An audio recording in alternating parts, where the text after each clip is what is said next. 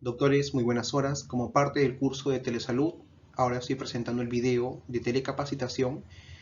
Quien habla es el médico residente Pereira Ramírez Juan José, de Neurología, del Hospital Nacional Guillermo Almenara Irigoyen.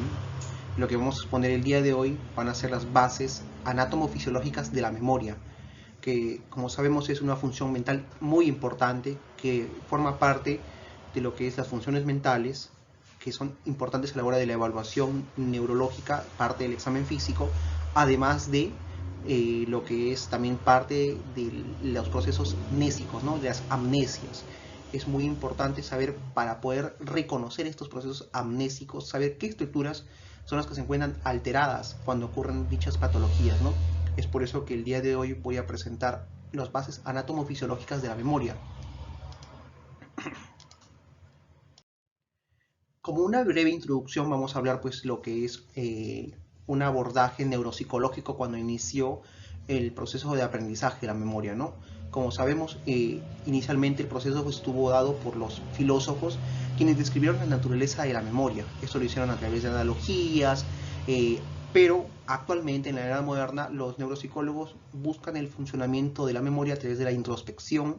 Los neurólogos a través también de estructuras cerebrales que describan cuáles son dichas estructuras y cómo se correlacionan con las funciones de la memoria, ¿no? Como comenté hablando un poco de la introducción, vamos a hablar acerca de los principios de psicología que lo conceptualizó William James. Como vemos acá, vemos una imagen del doctor William James, que fue uno de los primeros que hizo abordajes acerca de la memoria, ¿no? Introduciendo lo que es la división entre memoria primaria y la memoria secundaria. Los primeros clasificaciones, como se puede decir, de la memoria fueron memoria primaria, memoria secundaria, memoria a corto plazo, memoria a largo plazo. También podemos hablar de lo que es más adelante una memoria episódica, también podemos hablar de una memoria semántica, operativa, procedimental, y hasta un sistema de representación perceptiva, ¿no? Ese es con respecto a lo que es la clasificación de la memoria, ¿no? Como una breve introducción. Ahora, respecto a los sistemas nésicos, ¿no? Es importante también reconocer los sistemas. ¿Qué definimos como un sistema nésico?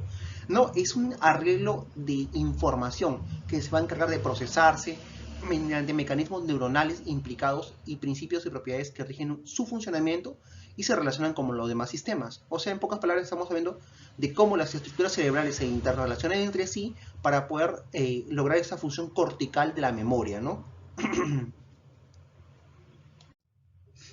Bueno, hablando de los primeros modelos, hablando ya desde el punto de vista estructural, ¿no? Desde el punto de vista estructural, podemos hablar de que anatómicamente uno de los primeros fue James Papez, ¿no? Hablando también, ya recordaremos de la parte del circuito de Papez, ¿no? De las primeras estructuras anatómicas.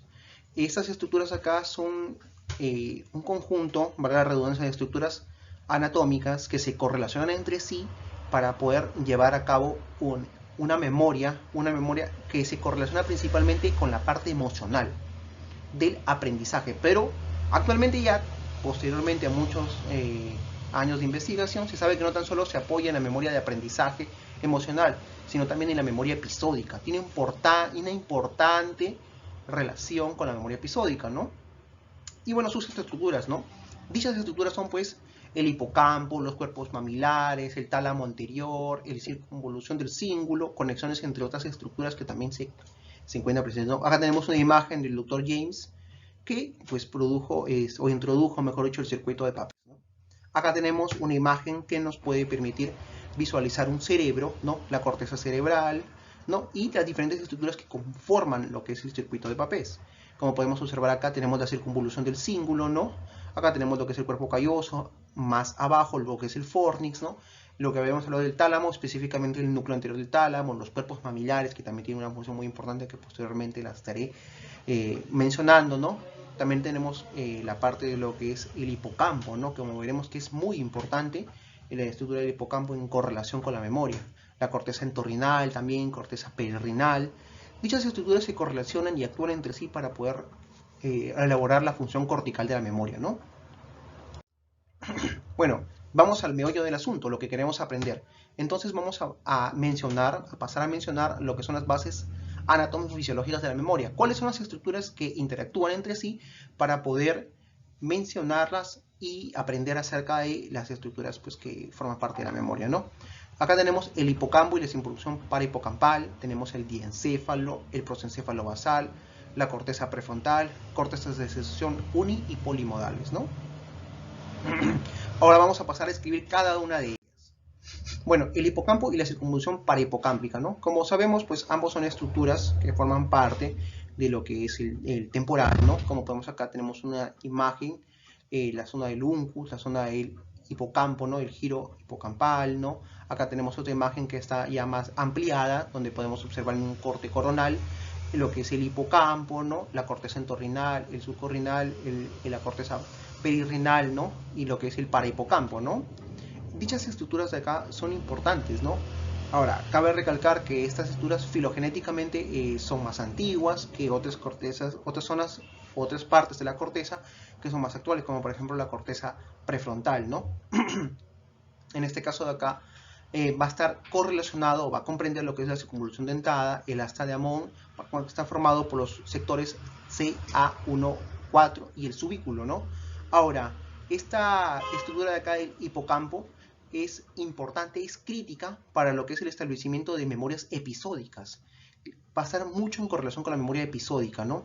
¿Y a qué se refiere la memoria episódica? Para poder entender un poco más en qué contexto estamos. La memoria episódica hace referencia, como su mismo nombre lo dice, a episodios de la vida, ¿no? Episodios pasados, los cuales se van a correlacionar como si fuera una historia para entenderlo mejor en nuestro proceso de la vida, ¿no?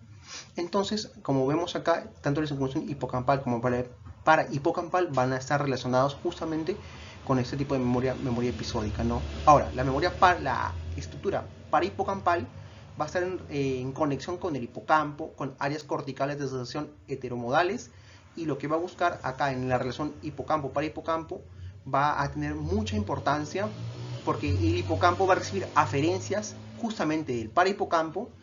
Este hipocampo va a recibir aferencias del parahipocampo, aparte va a tener otras aferencias que son de estructuras paralímbicas, o sea, en relación a las estructuras límbicas, aparte va a tener otras aferencias de la ínsula, del polo temporal, ¿no? De los polos temporales, y vamos a ver del complejo del cíngulo también, de la amígdala, etc., ¿no?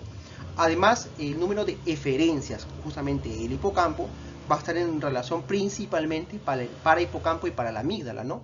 Esas son estructuras muy importantes. Bueno, como había mencionado, la circunvolución parahipocámpica pues bordea el hipocampo por su parte inferior y presenta una arquitectura algo más elaborada en relación, como había mencionado, al hipocampo, que tiene una estructura más filogenéticamente hablando, más antigua, ¿no? Me va a comprender las zonas del área entorrinal, preorrinal, perirrenal, presubicular y parasubicular, ¿no? Como podemos observar acá en una ampliación en un corte coronal. Hablando del diencéfalo, como sabemos, el diencéfalo pues está formado por el tálamo, el hipotálamo, el epitálamo, subtálamo, incluyendo los cuerpos amilares, ¿no? Etcétera, los cuales van a ser también importantes a la hora de poder hablar de la memoria, ¿no?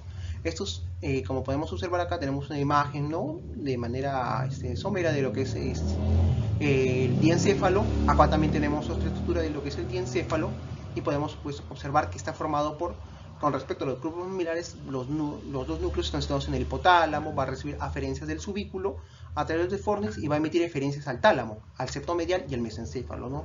Ahora, respecto a los núcleos talámicos, como recordarán, mencioné que el núcleo encargado va a ser el núcleo anterior. En este caso va a estar formado por el anteromedial, anteroventral, anterodorsal y dorso lateral. Los núcleos de la línea medial y el núcleo pulvinar medial, ¿no? Estos de acá se relacionan pues justamente lo que son los mamilares y lo que son los núcleos talámicos van a tener mucha importancia con respecto a lo que son en relación a afectaciones, porque se ha visto que cuando hay afectaciones de estos núcleos, principalmente los cuerpos mamilares, van a verse alteraciones de tipo demenciales y problemas con la memoria episódica igualmente, ¿no? Como lo que es un ejemplo de una afectación de este tipo de memoria es la alteración en el síndrome de Korsakoff, ¿no? Wernicke-Korsakoff, ¿no? Como sabremos, un problema a nivel de la deficiencia de tiamina, ¿no? De tiamina, en el cual van a haber alteraciones de la memoria, confabulaciones y otros tipos de signos y síntomas que van a estar presentes en este tipo de patologías, ¿no? el prosencéfalo basal. Bueno, como vemos acá, el prosencéfalo basal pues, es una estructura que se va a distinguir en tres componentes. En estos componentes va a estar la región septal, la sustancia innominada, que también es importante, en la que se va a encontrar el núcleo basal de Meynert, la banda diagonal de Broca y la amígdala, ¿no? Acá podemos ver una estructura de la amígdala, una estructura del hipotálamo y del hipocampo, ¿no? Que anteriormente son importantes, ¿no? Y con respecto a las vesículas, a las vesículas cerebrales, ¿no? Acá tenemos el prosencéfalo, que va a ser la parte que va a estar en relación con la memoria, ¿no? Y sus subestructuras, pues como había mencionado. Ahora, es importante reconocer que en la región septal parte una vía neuronal colinérgica que alcanza el hipocampo, el núcleo basal de Meynert, lo que va a contener también neuronas colinérgicas que van a alcanzar de forma difusa estructuras límbicas y la corteza cerebral, ¿no? Ahora, con respecto a las causas de lesiones, al haber lesión en este tipo de zona, zona cerebral, va a haber una lesión selectiva de lo que es la memoria y el aprendizaje episódico, ¿no? Como podemos darnos cuenta, ¿no? La memoria episódica está muy relacionada con las estructuras pues, límbicas, paralímbicas, el prosencéfalo basal, ¿no? Entonces son estructuras muy importantes a tomar en cuenta. Y que al completar pues, el resto de estructuras vamos a darle la importancia que amerita, ¿no? La corteza prefrontal, ¿no? Como sabemos, la corteza prefrontal está formado, pues, ¿no? Para la toma de decisiones, para lo que es la inhibición de impulsos, para lo que es la motivación, ¿no? Por eso es que cuando nosotros vemos un paciente que tiene una afectación prefrontal, ¿no? Los llamados síndromes prefrontales, estos pacientes tienen apatía, bulia, ¿no? Tienden a tener comportamientos bizarros. Entonces, en esta correlación, la corteza prefrontal pues, va a tener un papel ejecutivo, ¿no? El papel ejecutivo, como podemos observar la corteza prefrontal, en la memoria. Va a tener, o sea, ¿en qué relación va a tener? Va a poner una puesta en marcha, va a tener una puesta en marcha de estrategias para la codificación, para la recuperación consciente de información, organización, comprobación y posibles respuestas, ¿no? Y la vía anatómica que está propuesta para este tipo de función es la del fascículo uncinado, ¿no? El fascículo uncinado, siendo esta muy importante. Y están en relación no tan solo con una sola memoria, como por ejemplo las anteriores estructuras de la memoria episódica, sino está en correlación con la memoria en general, ¿no? Eso es muy importante, en los cuales va a estar en relación con los juicios. Bueno, y otras estructuras que también van a estar en relación con lo que es la memoria, tenemos la corteza de sucesión uni y heteromodal, el cíngulo posterior, lo que es la corteza retroesplénica y el precuneus, disculpen, la neocorteza temporal, la corteza motora primaria, el cerebelo, el tronco del encéfalo, la médula espinal y los nervios periféricos, ¿no? Todas dichas estructuras van a tener pues, funciones muy importantes con respecto a la memoria, ¿no? Como podemos observar, prácticamente todo el sistema nervioso está implicado en la visión de la memoria, de la mecánica de la memoria, en cómo se va a representar, ¿no?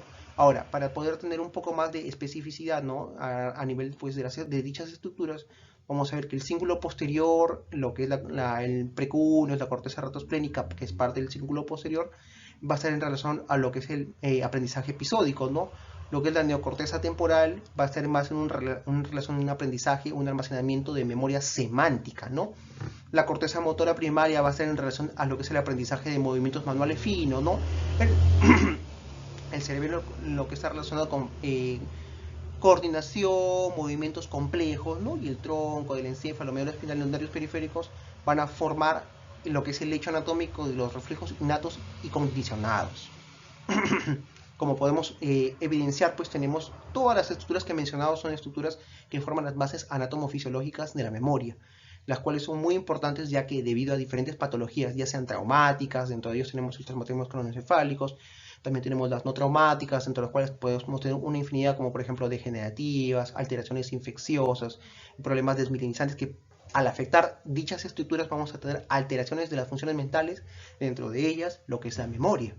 Y la memoria, como podemos observar, acá tenemos que recalcar lo que es la memoria episódica, que es muy importante, ¿no? La memoria episódica, la memoria procedimental, lo que es la memoria también de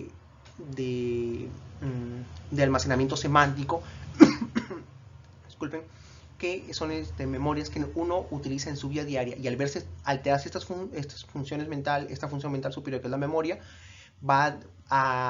el paciente, en este caso, va a tener problemas de dependencia, ahí radica, ¿no? Porque el paciente va a ser dependiente, ya no va a poder realizar sus actividades de manera individual, va a requerir del apoyo de otras personas, de personal, y eso pues va a estar en demetrio de su independencia, ¿no? Entonces, al saber ya cuál es la zona cortical afectada, zona cortical o subcortical, pues ya podemos tal vez tener algún tipo de abordaje específico, ¿no? Que pues ya se podrá pues ampliar en otra exposición.